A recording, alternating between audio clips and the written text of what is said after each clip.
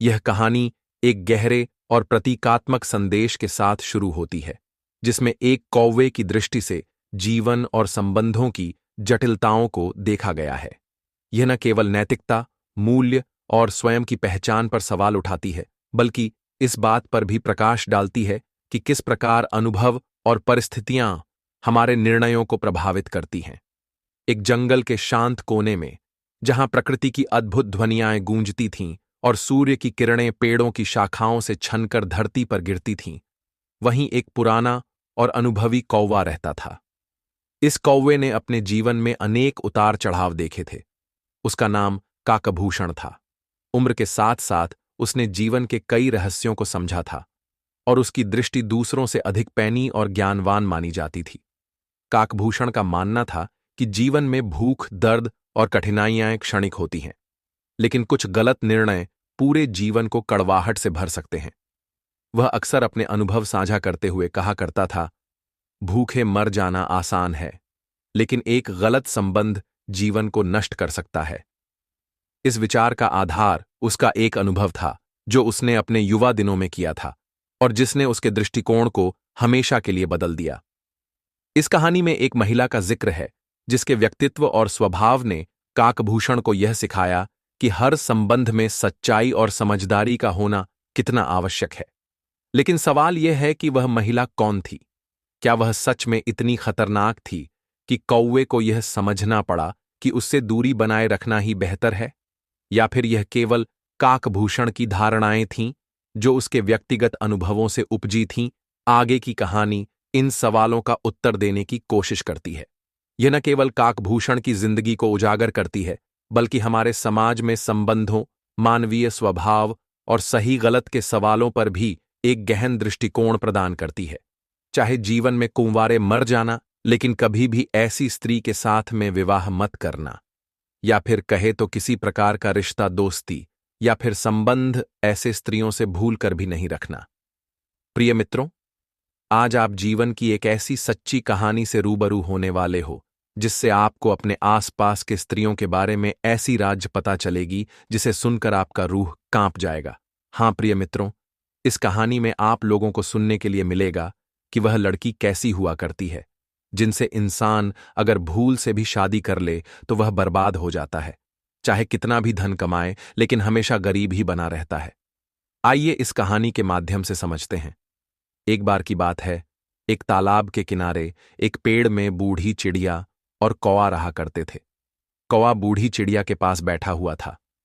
तो कौवा ने बूढ़ी चिड़िया से पूछा, मैं जंगल से उड़ते हुए आ रहा था, तो मैंने देखा कि पृथ्वी लोक कितना स्वार्थी बन गया है। कौन अपना है और कौन पराया? आज के समय में यह समझना बहुत कठिन है। बूढ़ी चिड़िया बोली, हे कौवा, सही कह रहे हैं आप। अब कौवा बोला, ऐसे में जो एक जीवन साथी होती है, जो किसी इंसान के साथ उसके पूरे जिंदगी साथ रहती है, उसके बारे में पता होना बहुत जरूरी है। फिर बूढ़ी चिड़िया कौवा से कहती हैं, सही कह रहे हो, नहीं तो किसी भी इंसान का जिंदगी एक पल में बर्बाद हो जाता है, वह अमीर से गरीब बन जाता है। कौवा ने कहा, हे बूढ़ी चिड़िया, ऐसी कौन सी बात है जो हर एक इंसान को उसके विवाह से पहले पता होनी चाहिए? बूढ़ी चिड़िया कहती हैं, मैं आपको यह बातें एक कहानी के जरिए बताती हूं। आप बस कहानी को ध्यान से पूरा सुनना, क्योंकि आधा अधूरा ज्ञान कोई काम का नहीं होता। प्रिय मित्रों, कहानी शुरू करने से पहले मेरा आप सभी से अनुरोध है कि आप हमारी कहानी में खो जाएं।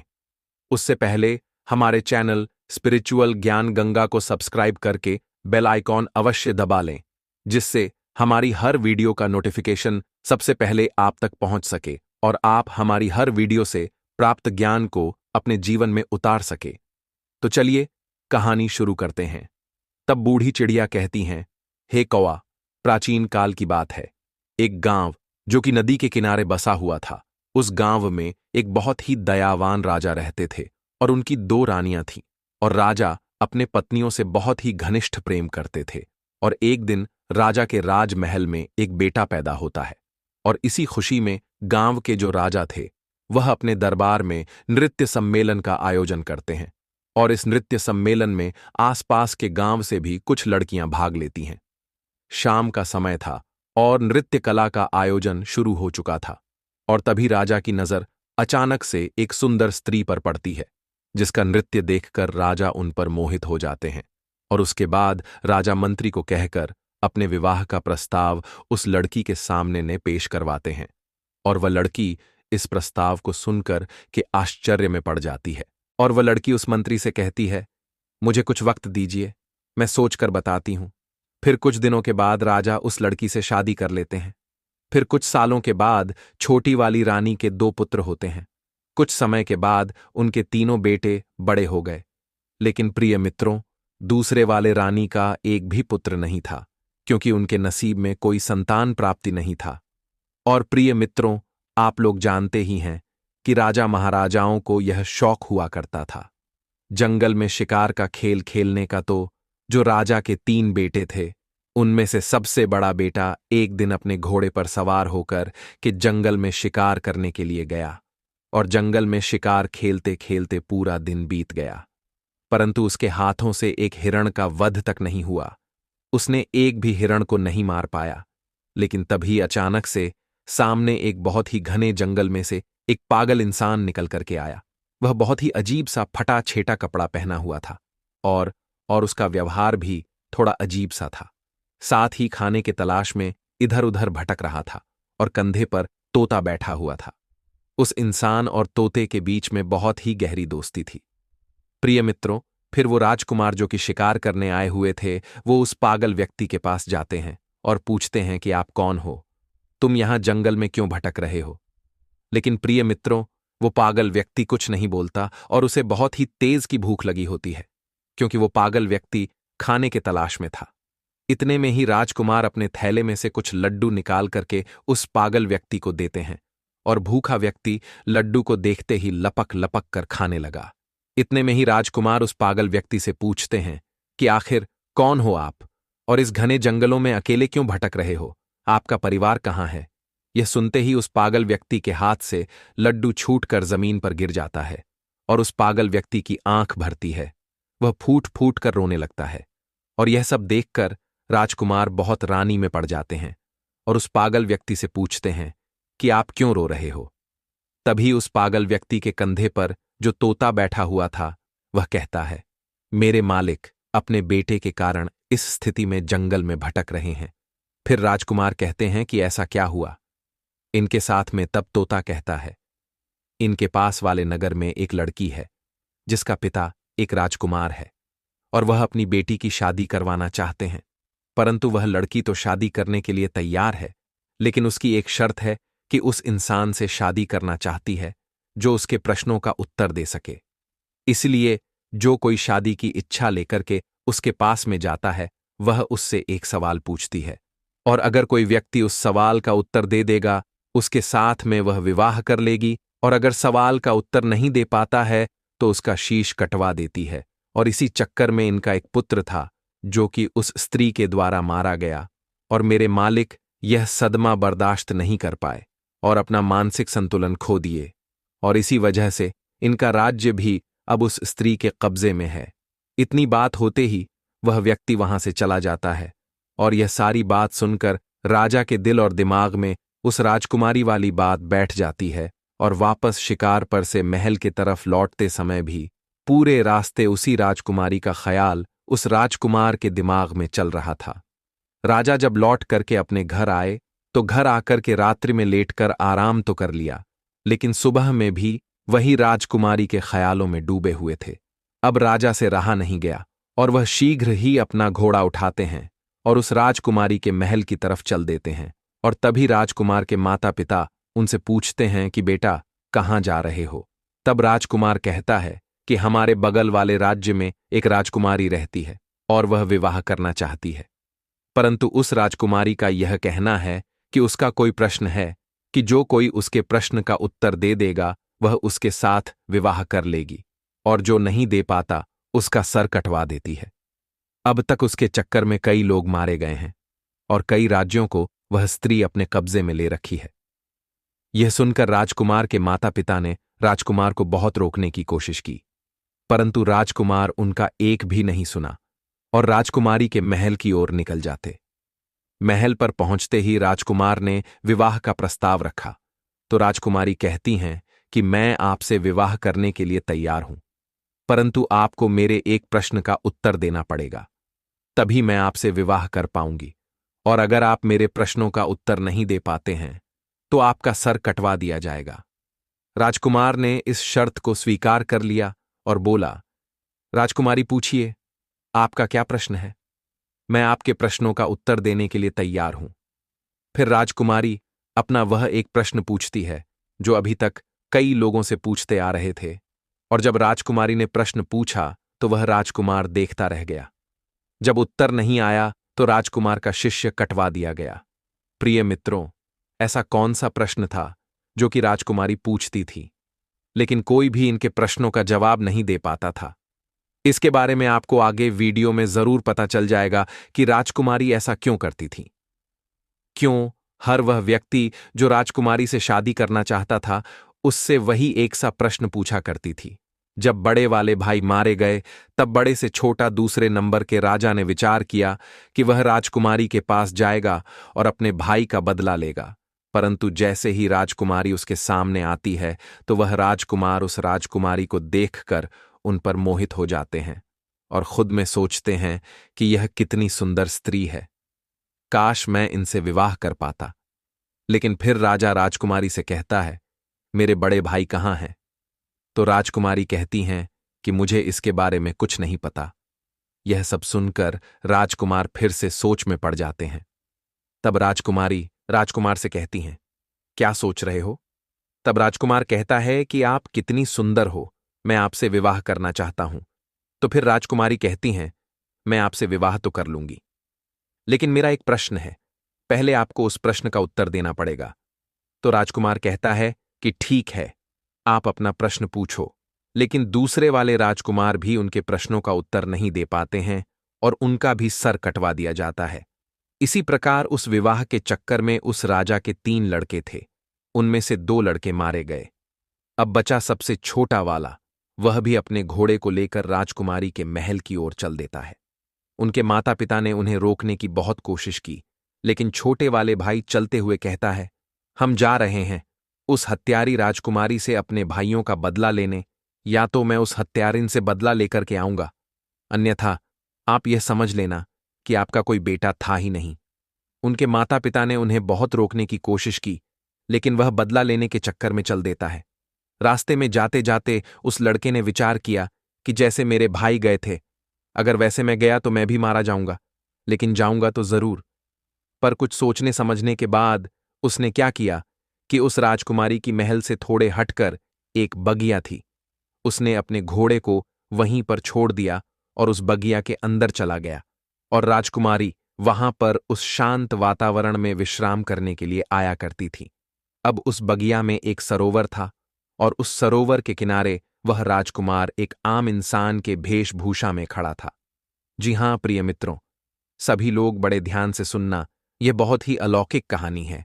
प्रिय मित्रों, राजकुमार सरोवर के किनारे खड़ा था और तब राजकुमारी अपने कुछ सहेलियों के साथ बगिया में आई, और कुछ समय बाद राजकुमारी ने अपनी एक सहेली से कहा कि हमें पानी लाकर दो, हमें बहुत तेज प्यास लगी है। अब उस राजकुमारी की बात को सुनकर उसकी एक सहेली ने हाथ में बर्तन लेकर के उसी सरोवर पर जल लेने के लिए गई, जिस सरोवर पर वह राजकुमार आम इंसान के रूप में पहले से ही खड़ा था। उसने देखा तो उसके रूप को देखकर उन पर मोहित हो गई। वह राजकुमारी की सहेली फिर जल लेकर के आई और राजकुमारी को पिलाया।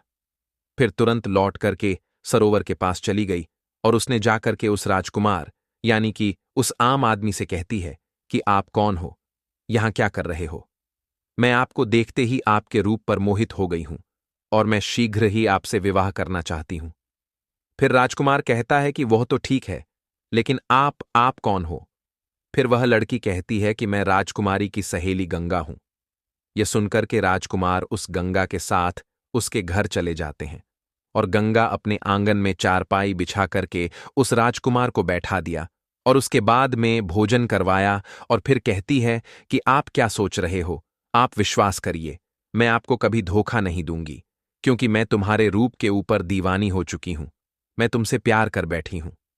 जब इतनी बात उस राजकुमार ने सुनी तो वह राजकुमार रोने लगे। राजकुमार के आंखों से आंसू की धारा बहने लगी और कहने लगा, मैं इसलिए सरोवर में घूम रहा था क्योंकि यह जो तुम्हारी राजकुमारी है, इतनी हत्यारी है, जिसने अब तक कई लोगों के सर कटवा दिए हैं, और उन्हीं में हमारे 2 भाई मारे गए, तो मैं अपने भाइयों का बदला लेना चाहता हूं। इसलिए मैं यह जानना चाहता हूं कि यह राजकुमारी कौन सा सवाल पूछती है। तब गंगा कहती है, वह तो हम आपको बता देंगे, लेकिन पहले आप हमसे वादा कीजिए कि आप हमसे शादी करें। तो प्रिय मित्रों, गंगा ने एक तरफ तो राजकुमार से शादी करने का वादा करवा ली, वहीं दूसरी ओर उसे यह डर भी लगा था कि अगर हम इनको वहां जाने देंगे तो पता नहीं यह वहां से लौट करके आएंगे भी या नहीं। तो फिर राजकुमार गंगा से कहता है कि मैं जरूर तुमसे विवाह करूंगा। लेकिन राजकुमारी से अपने भाइयों का बदला लेने के बाद जब राजकुमार ने गंगा से इतना कहा तो गंगा को राजकुमार के ऊपर विश्वास हो गया। तो फिर गंगा ने राजकुमार को राजकुमारी के बारे में बताना शुरू किया, और गंगा ने कहा कि वह हर एक इंसान से केवल एक ही प्रश्न पूछती है कि गुल सरोवर की क्या कहानी है। तब राजकुमार ने गंगा से कहा कि आपको अगर प्रश्न पता है तो इसका उत्तर भी अवश्य पता होगा, आप हमें इसका उत्तर सुना दीजिए।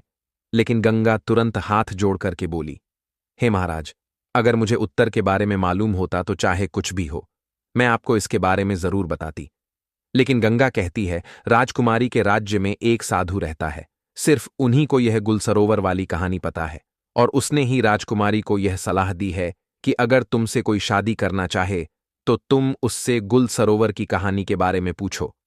हालांकि यहां तक राजकुमारी को भी इस कहानी के बारे में कुछ भी पता नहीं होता, फिर भी राजकुमारी यह प्रश्न पूछा करती है क्योंकि वह उस साधु से प्रेम करती है।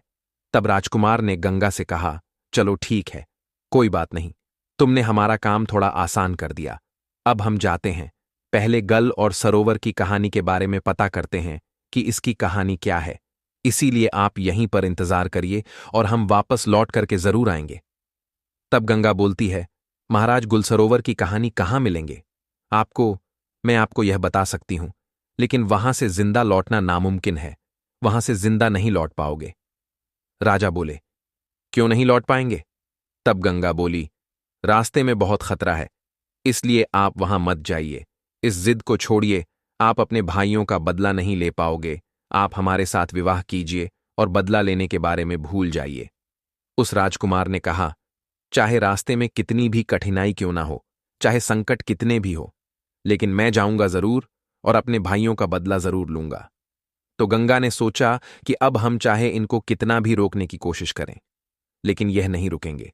तो फिर गंगा ने खुद एक घोड़ा और एक तलवार राजकुमार के हाथ में दिया और कहा कि यह घोड़ा और यह तलवार तुम्हारे काम जरूर आएगी, इसलिए आप एक काम करना, यहां से ठीक दक्षिण दिशा की तरफ जाओ, और जब आप दक्षिण दिशा की तरफ जाओगे तो आगे आपको गुफा में एक शेर मिलेगा, और उस शेर से आपको डरना नहीं है, क्योंकि वह शेर बूढ़ा हो चुका है, जिस वजह से वह शिकार नहीं कर पाता और बहुत भूखा रहता है।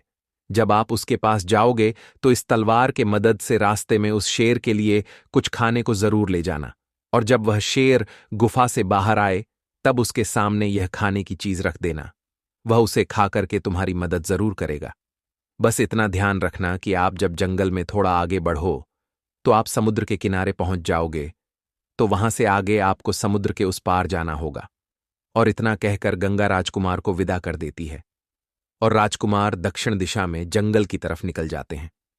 जाते समय गंगा बोलती है, महाराज, भूल मत जाना, लौट करके जरूर आना, चाहे कुछ भी हो जाए, मैं आपका जीवन भर इंतजार करूंगी। मुझे आप भूलोगे तो नहीं? तो उस राजकुमार ने विश्वास दिलाते हुए बोला कि आप चिंता मत करो, मैं लौट करके जरूर आऊंगा और तुमसे विवाह करूंगा, इसीलिए आप तनिक भी चिंता मत करो। अब वह राजकुमार धीरे धीरे जंगल की तरफ बढ़ने लगा, तो गंगा के मुताबिक उसको एक शेर का गुफा मिला, जिसमें वही एक बूढ़ा शेर था, जिसके बारे में गंगा ने राजकुमार को बताया था, और साथ में यह भी कहा था कि आप रास्ते में इस तलवार की मदद से उस बूढ़े शेर के लिए कुछ खाने को ले जाना। तो वह राजकुमार बिल्कुल ऐसा ही करता है और उस शेर के सामने खाना रख देता।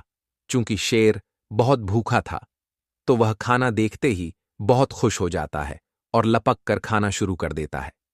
राजकुमार देखता है कि अब तो शाम हो चुकी है, जिस वजह से हल्का हल्का ठंड भी लगने लगता है और कुछ देर में अंधेरा भी हो जाएगा। तो वह क्या करता है कि आसपास से कुछ लड़कियां इकट्ठा करके ले आता है और गुफा के सामने थोड़ा सा आग जला लेता है।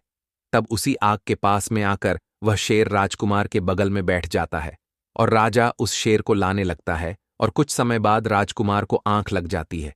राजकुमार वहीं पर सो जाता है। फिर अगले सुबह होते ही राजकुमार उस शेर के साथ जंगल में आगे दक्षिण दिशा की तरफ बढ़ने लगता है। चलते चलते जंगल में राजकुमार को आगे कई मुसीबतें आती हैं। कई तरह के जानवर राजकुमार के सामने आते हैं, लेकिन उस बूढ़े शेर की दहाड़ से सभी जानवर डर के भाग जाते हैं। और इसी तरह राजकुमार उस बूढ़े शेर के साथ चलते चलते समुद्र के किनारे पहुंच जाते हैं और पहुंचते ही देखते हैं कि थोड़ी दूर पर एक व्यापारी कई हाथियों पर सामान लादकर कुछ सैनिकों के साथ समुद्र के तट पर खड़े हैं। अब वह राजकुमार उस व्यापारी के पास जाता है तो व्यापारी उससे पूछता है कि कौन हो, आप यहां क्या कर रहे हो। फिर राजकुमार अपने साथ बीती हुई घटना को उस व्यापारी को बताता है और कहता है, मुझे किसी भी तरह समुद्र के उस तरफ जाना है। इतने में ही व्यापारी देखता है कि उस पार से उसकी नाव आ रही है, जिस पर वह व्यापारी सामान को रखवा कर समुद्र के उस पार पहुंचवाया करता है। नाव के समुद्र के किनारे पहुंचने के बाद वह व्यापारी सामान को नाव पर रखवा है और इतने में वह राजकुमार उस व्यापारी से कहता है, आप कृपा करके मुझे भी इस नाव की मदद से समुद्र के उस पार पहुंच दें। फिर व्यापारी ने कहा, अगर अब इस नाव पर थोड़ा सा भी वजन बढ़ेगा तो यह नाव डूब सकती है।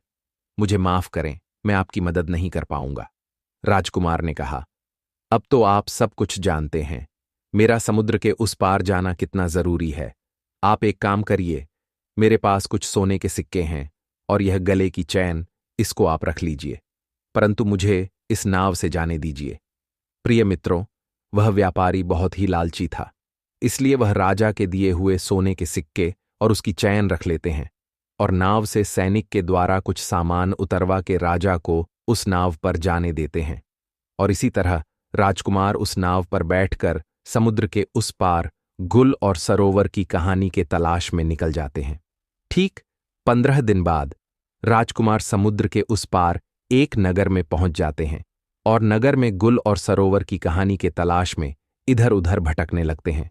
और देखते देखते वह राजकुमार एक राज्य में पहुंचते हैं और जिस राज्य में वह पहुंचे उस राज्य का नाम गुल होता है और वहां के राजा का नाम सरोवर था।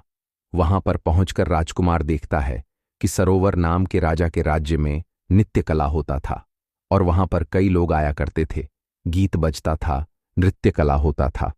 सभा में चारों ओर आनंद का माहौल रहता था और राजकुमार ने क्या किया कि उन्हीं लोगों के बीच में जाकर बैठ गया।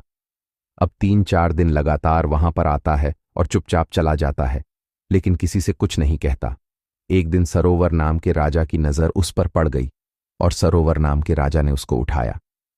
सभा के अंत में उससे कहा, मैंने आपको देखा कि आप 3-4 दिन से आते हो ना, किसी से कुछ कहते हो और ना ही किसी से कुछ बोलते। आप इस राज्य के नहीं लगते हो, इससे पहले कभी यहां दिखाई भी नहीं दिए। कौन हो? आप क्या करना चाहते हो? राजकुमार को तो गुल और सरोवर की कहानी पता करनी थी और उन्हें अच्छी तरीके से पता था कि इस कहानी के बारे में सरोवर नाम के राजा को जरूर पता होगा।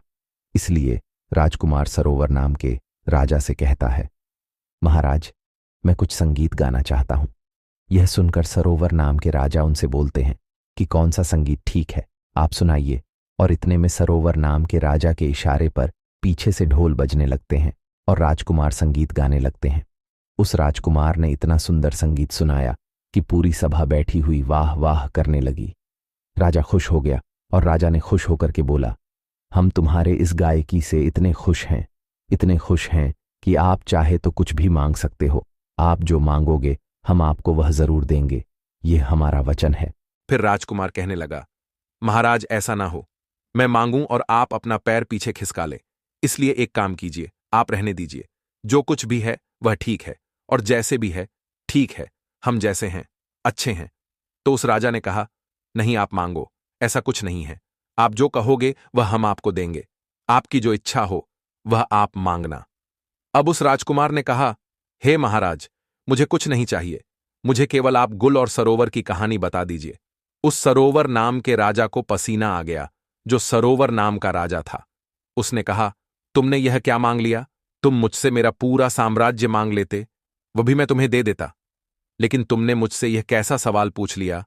इसकी कहानी मैं जानता हूं, लेकिन मैं वह तुम्हें बता नहीं सकता। तभी राजकुमार ने कहा, महाराज, कुछ समय पहले आपने ही तो यह कहा था कि आप जो मांगोगे हम आपको वह दे देंगे। इसलिए आप केवल मुझे वही गुल और सरोवर की कहानी सुना दीजिए कि आखिर इस कहानी का क्या राज है। अब महाराज अपने ही दिए हुए वचनों में फंस जाते हैं और कहने लगे, अगर तुम्हारी यही इच्छा है, बार बार तो तुम यही जिद कर रहे हो, तो मैं तुम्हें गुल और सरोवर की कहानी तो सुना दूंगा, लेकिन ध्यान रखना, कहानी खत्म होने के तुरंत बाद हम तुम्हारा सर कटवा देंगे। अगर तुम इस बात पर राजी हो तो हम तुम्हें गुल और सरोवर की कहानी बताते हैं कि आखिर गुल और सरोवर की कहानी क्या है। राजकुमार ने कह दिया, ठीक है, आप मेरा सर काट लेना, लेकिन आप कहानी जरूर सुना देना। बोले, ठीक है, हम तुम्हें जरूर सुनाएंगे। तब महाराज मंत्रियों को इशारा दिया और नौकरों को भी इशारा दिया। अब नौकर चले हैं, कारावास की तरफ वहीं बैठा हुआ देख रहा है। तब नौकर क्या लेकर के आए कि एक लड़की है, वह बहुत सुंदर है, उसके शरीर पर फटे पुराने वस्त्र हैं और उसके हाथों में पैरों में बेड़ियां पड़े हुई हैं। वह चल नहीं पा रही थी और इसीलिए नौकर लोग मार लगाते हैं। अब वह राजकुमार देखता रह गया, यह क्या है, मेरी समझ में नहीं आया। तब तक उस लड़की को लाकर के सरोवर महाराज के सामने खड़ा कर दिया। अब राजकुमार के सामने उस सरोवर नाम के राजा ने कहानी शुरू की। तुम सुनना चाहते थे गुल सरोवर की कहानी क्या है, तो सुनिए। मेरा ही नाम है सरोवर राजा, मैं ही हूं, वह सरोवर हूं। और गुल, यह लड़की है जो तुम्हारे सामने हथकड़ी और बेड़ियों में जकड़ी हुई है। राजकुमार कहने लगा, महाराज, आप सरोवर और यह लड़की गुल, इसका मतलब आपकी ही कहानी है। महाराज ने बोला, हां, यह मेरी ही कहानी है। राजकुमार ने कहा, फिर तो आपसे अच्छी तरह और कौन बता सकता है। महाराज बोले, सुनो, हमारी कहानी क्या है। मैं विवाह से पहले एक बार जंगल में शिकार खेलने के लिए गया था, तो वहां यह लड़की अपनी सहेलियों के साथ बगिया में बैठी हुई थी। यह सब बातें उस सरोवर नाम का राजा समझा रहा है। उस दिन बगिया में घूमते घूमते हम पहुंच गए तो हमारी नजर इस स्त्री के ऊपर पड़ी। यह गुल नाम की लड़की जो तुम्हारे सामने खड़ी है, इसकी नजर हमारे ऊपर पड़ी और इसे देखकर हम इस पर मोहित हो गए और हमें देख करके यह भी हम पर मोहित हो गई। मैं इस स्त्री के रूप पर इतना मोहित हो गया कि मैं इसके रूप का दीवाना हो गया। अब क्या बताएं, इस लड़की को देखकर हम तो कुछ नहीं बोल पाए, लेकिन इस लड़की ने मुझे अपने पास बुला लिया और कहा, कौन हो आप, कहां से आए हो, क्या नाम है, तुम क्या देख रहे हो। तो फिर मैंने उलझी हुई आवाज में से जवाब दिया, मेरा नाम सरोवर है और मैं इस राज्य का राजा हूं। और आप कह रहे हो कि क्या देख रहे हो, तो आप इतनी सुंदर हो कि ऐसा लगता है हम आपको ही देखते रहे। तो इससे पहले कि मैं इस लड़की से कुछ पूछता, तब तक इस लड़की ने हमसे पूछ लिया, क्या आप मुझसे शादी करोगे। जो बात मेरे दिल में थी वह इसने कहा तो मैं बहुत खुश हो गया। अब यह लड़की मुझे साथ में लेकर के अपने घर पहुंची। अपनी मां से हट करती है कि हे मां, मैं अगर विवाह करूंगी तो इसी के साथ मैं करूंगी, अन्यथा मर जाऊंगी। मां बाप ने बहुत समझाया कि बेटा, इनके घर खानदान का कोई पता नहीं, कहाँ के रहने वाले हैं इसका कुछ पता नहीं है। और उसकी मां कहती हैं कि एक अजनबी के साथ साथ मैं तुम्हारा विवाह कैसे करा सकती हूं। तब महाराज कहता है, उस समय वह लड़की बार बार अपने माता पिता से विनय करने लगती है और खाना पनाह तक छोड़ देती है। अब इसके जिद के सामने इसके माता पिता मजबूर होकर इसका विवाह मेरे साथ करवा दिए। और फिर वह सरोवर महाराज राजकुमार से कहता है, जरा ध्यान से इस कहानी को सुनना, क्योंकि इस कहानी में अब बहुत ही राज खुलने वाला है। होता यह है कि इस लड़की का विवाह जब मेरे साथ हो गया, तब विदा होकर के मेरे साथ मेरे घर के लिए आ रही थी, तो रास्ते में यह बहुत ही प्रसन्न थी और मुझसे कह रही थी, मुझे मेरे मन चाहे पिया मिले हैं और मैं खुद दुखी रह सकती हूं, लेकिन इनको कभी दुखी नहीं रहने दूंगी। और कहती थी कि मैं खुद संकट में रह सकती हूं, लेकिन इन पर कभी आंच नहीं आने दूंगी और अपने पिया से हमेशा लगाव बनाकर रखूंगी। ऐसे ही करके हम अपने घर पहुंच गए और इसे अपने घर ले आए। और अब तो हम उसके प्यार में इतना पागल हो गए कि सब कुछ भूलते जा रहे थे। हम अपना राज्य का दरब भी समय से पहले बंद करके घर पहुंच जाते थे। ऐसे ही कुछ दिनों तक चलता रहा और कुछ दिनों के बाद से जब घर लौट के इस स्त्री के पास आते थे तो पता नहीं क्यों हमें बहुत जोर की नींद आ जाया करती थी और इतने में ही वह राजमहल से जंगल की ओर चल देती है। उस स्त्री के वहां से निकलते ही मैं भी वहां से निकल जाता हूं, इसके पीछे पीछे जाता हूं, और तभी मैं देखता हूं कि वह स्त्री एक साधु के साथ में बैठी हुई हंस हंसकर बातें कर रही है। इतना सब कुछ देखते ही मैं सोचने लगा कि पता नहीं यह उसका रोजाना का काम था या सिर्फ आज का काम है। उसके बाद मैं चुपचाप वहां से वापस राजमहल में लौट जाता हूं। फिर राजकुमार उनसे कहने लगा कि आगे क्या हुआ। तो महाराज ने राजकुमार से कहा, उस दिन मेरा पूरा दिन उसी के बारे में सोचते सोचते निकल गया, एवं दूसरा दिन भी। संध्या होने चली और यह तो हमेशा यही सोचती रहती थी कि कब शाम होगी, तो फिर इसने खाना बनाया और मुझे दिया। लेकिन उस दिन हमने जानबूझकर खाना नहीं खाया। मैंने निर्णय किया कि आज चाहे कुछ भी हो जाए लेकिन सोएंगे नहीं। फिर देर रात तक उससे बातें करते रह गए, एवं इतने में उस स्त्री ने कहा कि पिया, अब बहुत ज्यादा रात हो चुकी है, आप सो जाइए। तब मैंने आंखें बंद करके सोने का नाटक किया और तब यह स्त्री उसी साधु के पास चली जाती है। फिर मैं भी उसके पीछे पीछे गया तो मैं देखता हूं कि वह साधु हाथ में डंडा लिए उस स्त्री से बहुत ही गुस्से में कहता है कि आज तुम्हें यहां पर आने में इतना समय क्यों लग गया? कहां थी इतनी देर तक? फिर वह स्त्री हाथ जोड़ करके साधु से क्षमा मांगते हुए कहा, मेरे पिया, आज विलंब से सोए थे, इसलिए मुझे आने में इतनी देर हो गई। फिर स्त्री ने साधु से कहा कि अगली बार से ऐसा कभी नहीं होगा, क्योंकि अगली बार से मैं उसके खाने में जहर दे करके उसे सदा के लिए सुला दूंगी और आपके पास आ जाऊंगी। तभी मैंने उसके मुख से यह बात सुनी तो मुझे बहुत ही तेज पसीना आने लगा और मैं घबरा गया। उसी समय उस साधु की नजर मुझ पर पड़ जाती है और साधु ने उस स्त्री से कहा कि उस पेड़ के पीछे छिप करके मुझे कोई देख रहा है। तो फिर वह जो गुल नाम की लड़की थी, उसकी नजर मेरे ऊपर पड़ी। तभी वह स्त्री ने चिल्लाकर कहा कि यह तो मेरे पिया है, आप उसे मार डालिए। फिर क्या था कि वह दो और मैं अकेला।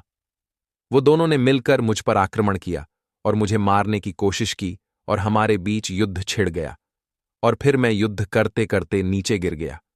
उस साधु ने मुझे कसकर दबा लिया कि तभी यह जो स्त्री है, यह स्त्री नहीं बल्कि हत्यारी है। उसके बाद यह स्त्री ने तलवार लेकर मेरे सीने पर बैठ गई और तभी वह जो साधु था वह वहां से भाग जाता है। फिर मुझे कुछ समझ में नहीं आ रहा था कि मैं क्या करूं, और जैसे ही यह स्त्री मुझे तलवार से मारने वाली ही थी कि इतने में महाराज उस राजकुमार से कहता है कि यह जो कुत्ता तुम सामने देख रहे हो, उस वक्त यह कुत्ता आता है और रानी पर काबू करके मेरी जान बचा लेता है। और जो वह साधु था वह समुद्र के उस पार मेहर नाम के राजकुमारी के राज्य में जाकर छिप गया है। राजकुमार को महाराज की पूरी बात समझ में आ गई और महाराज कहते हैं कि यह थी गुल और सरोवर की कहानी। अब मैं अपने वादे के अनुसार पूरी कहानी तुम्हें सुना दी। अब तुम इस वादे के अनुसार अपना सर कटवाओ। इतने में राजकुमार ने कहा कि महाराज, आप मेरा सर काट लीजिएगा, लेकिन उससे पहले मुझे यह बता दीजिए कि उस रानी ने उस साधु को अपने राज्य में क्यों छिपने दिया, अब तक क्यों छिपा करके रखा है। और जब राजकुमार ने यह कहा तो अब सरोवर महाराज जो है वह अपने ही दिए हुए वचनों में फंस गया एवं इस सवाल का जवाब नहीं दे पाने के कारण राजकुमार को छोड़ दिया और कहा, मैं तो तुम्हें छोड़ दे रहा हूं, लेकिन आज के बाद मेरे इस राज्य में कभी नजर नहीं आना। राजकुमार यह सब सुन के उस मेहर नाम के राजकुमारी के महल की ओर चल देते हैं। कुछ दिनों के बाद जब राजकुमार मेहर नाम के राजकुमारी के महल में पहुंचते हैं तो राजकुमारी से कहते हैं, मुझे आपसे विवाह करना है। फिर मेहर कहती है, आपको पहले मेरे एक प्रश्न का जवाब देना पड़ेगा, तभी मैं आपसे विवाह करूंगी, और अगर आप जवाब नहीं दे पाते हैं तो आपका सर कटवा दिया जाएगा। प्रिय मित्रों, अब राजकुमार को तो पहले से ही पता था कि राजकुमारी क्या प्रश्न करने वाली है, इसीलिए राजकुमार ने शर्त स्वीकार कर लिया और कहा, हां, पूछो, क्या प्रश्न है तुम्हारा? मैं तुम्हारे प्रश्नों का उत्तर देने के लिए तैयार हूं, लेकिन तुम शायद इस कहानी को सुनने के बाद अपने क्रोध पर काबू नहीं कर पाओगे। अब राजकुमारी सोचती है कि आखिर ऐसा क्या है इस कहानी में जिसे सुनकर मैं क्रोधित हो जाऊंगी।